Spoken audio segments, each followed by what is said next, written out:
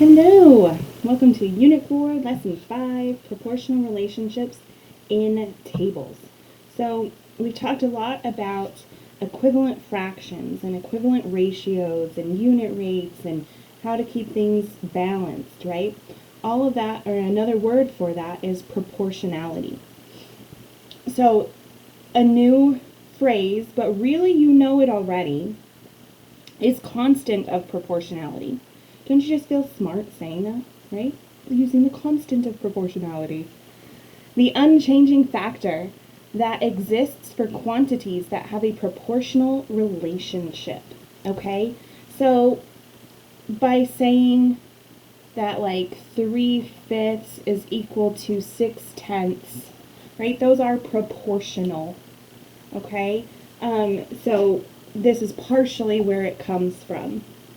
Okay, other ways that you might see this one probably hasn't come up yet, but it will eventually, is the K value. Scale factor, it's another one that'll probably come up soon, and whether you've heard it or not by now, I don't know. We've heard of rate of change, and we've heard of unit rate as well, okay? So this is an example of two fractions or two ratios that are proportional. But now let's talk about the constant of proportionality. And really it comes down to this right here, the unit rate. That's really important. Okay? Oh, the other thing is ordered pair. Okay? You've probably heard this. This is a graphing term. And the reason why this is being brought up now and we're starting to practice with it is because we're going to be working with tables today. And when it comes to working with tables, a lot of times that information is then transferred to a graph, or it can be quickly and easily. All right, so it's important to understand ordered pairs. And there's always the x value, which is first, and then the y value. So our first example, I didn't write out the whole question. Some of these questions have been really long, and but we get the idea. Okay, so there's all these cases of paper towels. All right, and here's different values in the table. So this is the number of cases that were ordered. Here are the number of paper towels in each case. So, paper towel rolls, I should say. So in one case, there's 12 rolls. In 3, there's 36 rolls. In 5, there's 60. In 10, there's 120. So it says, which ratio shows the constant of proportionality? Write your answer as an ordered pair. So when it says which ratio, it's talking about these here.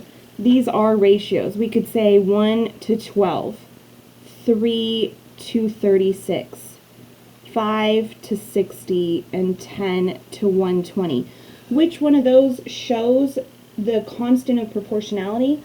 Well, remember up here we talked about another word for the constant of proportionality is unit rate. And remember, unit rate has to be out of 1. So, anytime you're looking for the constant of proportionality within a table, you're looking for the one that involves 1. In this case, it's that first one right here, 1 to 12, okay? 1 to 12, that's our constant of proportionality because in one case, there are 12 rolls. All right, and notice, like if we were to reduce these 3 to 36, 5 to 60, 10 to 120, if I reduce all of those, they all reduce to 1 to 12. All right, it does say to write it as an ordered pair, so in that case, we would write 1, 12 inside of our parentheses. Okay? Not too bad, right? Okay, the next two, we're going to talk about they're asking us, are these proportional? We know how to look for the constant of proportionality, but now we want to know, are these actually proportional? So in this case, we have pounds of bananas and their cost. So notice I'm given the values of 2, 3, 5, and 7 in the pounds, and then their associated costs. One thing that can help us is, well, let's figure out what is our constant of proportionality. Okay, if I want to go from 2 to 1, I would divide by 2, right? 2 divided by 2 is 1. Well, in order to keep it proportional or balanced, we would need to do the same over here. So if 2 pounds of bananas cost us $2.50, that means that 1 pound costs $1.25. So between these two, I know that they are proportional, but now I need to see, does that constant of proportionality, does every pound cost $1.25? I need to see that with the other numbers too. So if I were to go from 1 pound to 3, right, I could multiply by 3, multiply by 3. Well, $1.25 times 3 does get me to $3.75. So far, I'm doing good. You could write it out, or you could also, just for time's sake, I'm going to do it on a calculator. But we could do 5 times $1.25. Well, that does get me to $6.25. Let's see, if I take $1.25 times 7, that does get me to $8.75. So the answer on this one would be yes, they are. And if we were to take the constant of proportionality and write it as an ordered pair, we would say 1, $1.25. Okay? All right, this last one, number 4, this is example number 3 today, but it's number 4 from your quick check. Okay? So we have hours biked and miles traveled, and we want to, again, know, are these proportional? Okay, is this a proportional relationship? Is there a constant of proportionality? And so on. So our constant of proportionality right now is, we're saying in 1 hour, someone could travel 12 miles on their bike.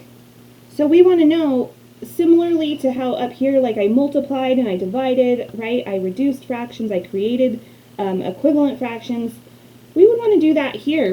And we could even set it up as proportions. We could say 1 hour biked comparing to 12 miles traveled. We want to know, is that equal to 2 over 26? That's that second one.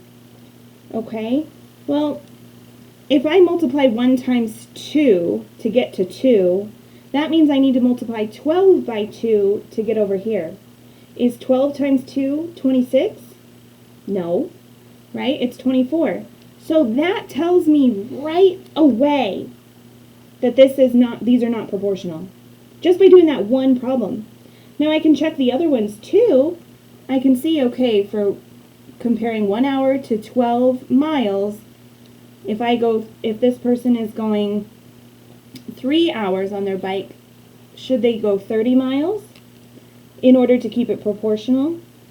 Well, 1 times 3 gets me to 3. Is 12 times 3 30? No, should be 36.